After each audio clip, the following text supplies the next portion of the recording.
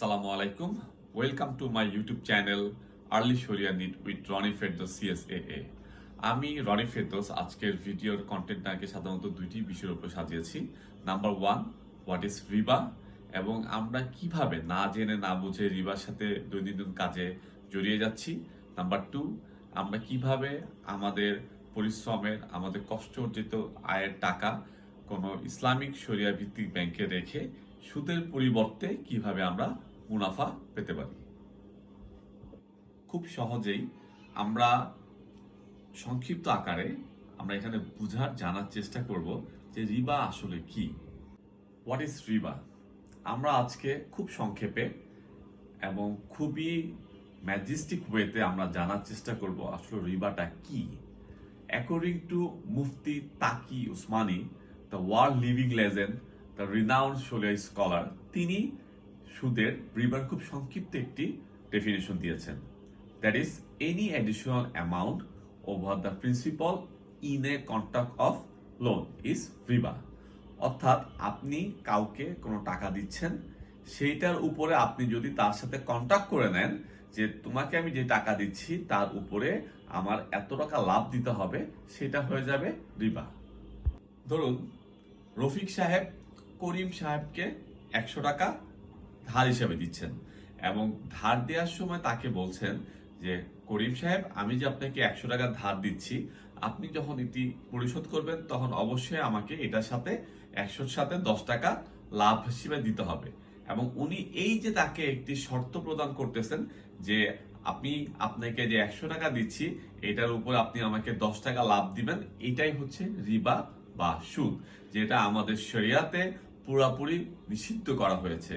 আমরা যদি সূরা আল বাকারায় 275 নম্বর আয়াতের দিকে তাকাই যে ওয়া আহাল্লাল্লাহুল বাইয়া ওয়া হারামার রিবা, আল্লাহ তাআলা ব্যবসাকে করেছে হালাল এবং সুদকে করেছে হারাম। সো এইভাবে যদি কেউ এই কন্ট্যাক্ট করে কোনো ধরনের লাভ চেয়ে থাকে, সেটা হয়ে যাবে হচ্ছে রিবা। আমি আমার এই ভিডিওর এখন সবচেয়ে ইম্পর্টেন্ট একটা পার্টে চলে এসেছি, যে আপনারা খুব মনোযোগ সহকারে এখন একটু শুনবেন। সেটা হচ্ছে যে, যেমন দেখেন, আমরা যদি কাউকে কোনো টাকা দেই এবং সেটার উপরে যদি আমরা কোনো ধরনের শর্ত আরোপ করে বেশি নিয়ে থাকি, সেটা হচ্ছে রিবা। কিন্তু আপনারা একটু মনোযোগ দেন যে আমরা প্রতিনিয়ত নিজের অনিচ্ছাকৃতভাবে ভুলের কারণে রিবার সাথে জড়িয়ে যাচ্ছি। কিভাবে যাচ্ছি আমি আমার একদম প্র্যাকটিক্যাল লাইফ থেকে একটা উদাহরণ দিতে চাই। আমি যখন আমার ইউনিভার্সিটিতে বা কলেজে পড়তাম, তখন আমার কোনো বন্ধু এসে যদি আমাকে বলতো যে রনি, তুমি আমাকে 100 টাকা ধার দাও।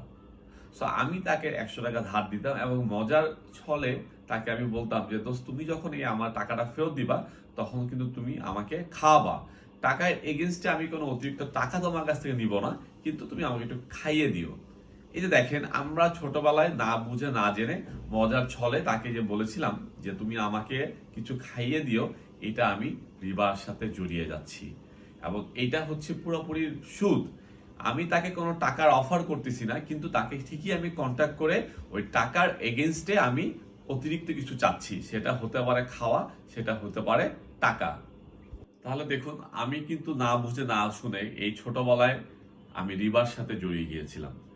না, আমি যখন ইসলামিক ফাইন্যান্স নিয়ে খুব মনোযোগ দিয়ে পড়া শুরু করি, তখন আমি জানতে পারলাম যে আমি তো একটি শরিয়া বহির্ভূত কাজ করছি। আমি শরিয়া বহির্ভূত কাজের থেকে আমি সুদের সাথে জড়িয়ে যাচ্ছি। এটা কিন্তু আমার ধারণার বাইরে ছিল।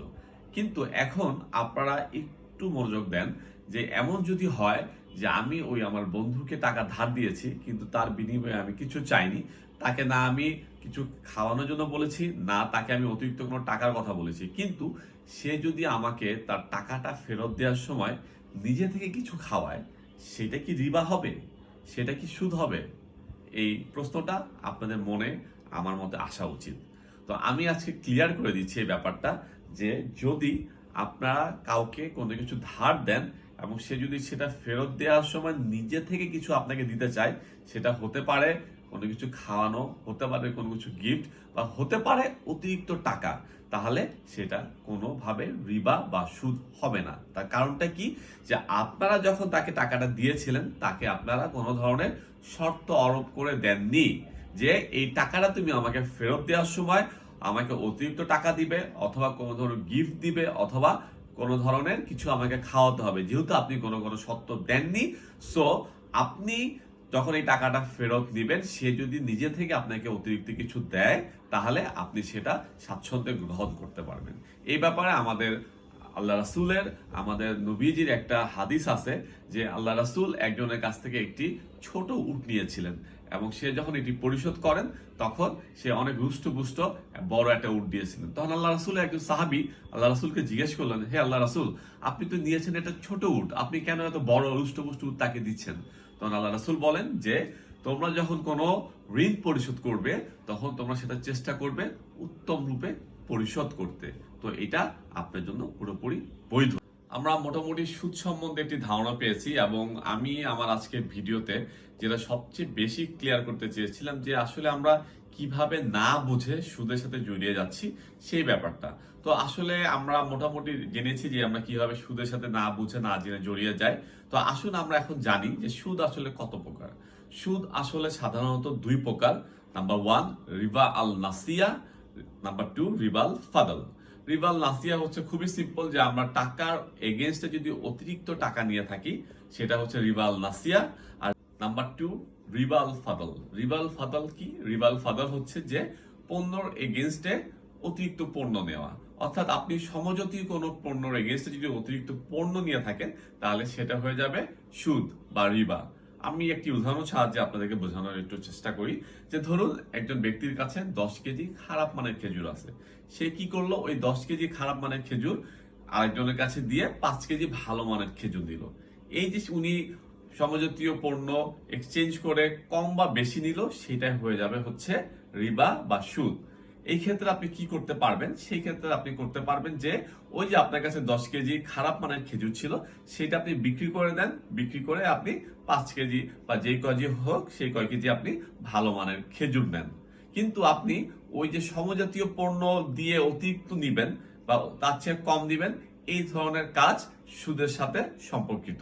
তো এই ধরনের কাজ আসলে আমরা করতে পারবো না। আমি আমার ভিডিওর মোটামুটি শেষ পার্টে চলে এসেছি। যে আমি আসলে আজকে বোঝাতে চেয়েছি যে হোয়াট ইজ রিবা, আমরা কিভাবে না জেনে না বুঝে রিবার সাথে জড়িয়ে যাচ্ছি, রিবা কত প্রকার। তো আমি এখন যে বিষয় নিয়ে আলোচনা করতে যাচ্ছি সেটা হচ্ছে যে আমরা কিভাবে আমাদের কষ্টে উপার্জিত আয় কোনো শরিয়া ভিত্তিক ব্যাংকে রেখে আমরা সুদের পরিবর্তে মুনাফা পেতে পারি। এই জন্য অ্যাজ এ ক্লায়েন্ট হিসেবে আমরা যা করতে পারি যে আমরা ফার্স্টে দেখব যে কোন ব্যাংকগুলো শরিয়া ভিত্তিক ব্যাংকিং করছে। এর পরের স্টেপ হচ্ছে আমরা সেখানে গিয়ে তাদের যে contract, you have to understand that Islamic banking depend on contract. Contract ছাড়া ইসলাম ব্যাংকিং এর কোনো কিছুই সম্ভব নয়।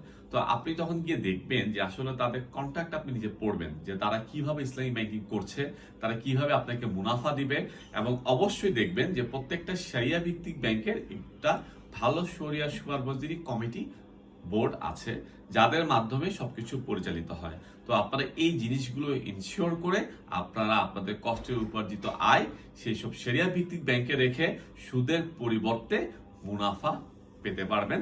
এবং এই বিষয়ে পরবর্তীতে আমি একটি বড় ভিডিও আনবো যে কিভাবে ইসলামী ব্যাংকগুলো ডিপোজিট নেয়, তারা কিভাবে সেটা ইনভেস্ট করে, কিভাবে প্রফিট আর্ন করে, কিভাবে কোন পদ্ধতিতে তারা ক্লায়েন্টদের সাথে সেটা শেয়ার করে, ইনশাআল্লাহ। So stay connected with my YouTube channel early sharia needs with Johnny Ferdous, যার মাধ্যমে আমি ইসলামিক ফাইন্যান্সের বিভিন্ন বিষয় আপনাদের সামনে তুলে ধরার চেষ্টা করব। সো আপনাদের কাছে আমার একটা অনুরোধ থাকবে, please subscribe, like and comment.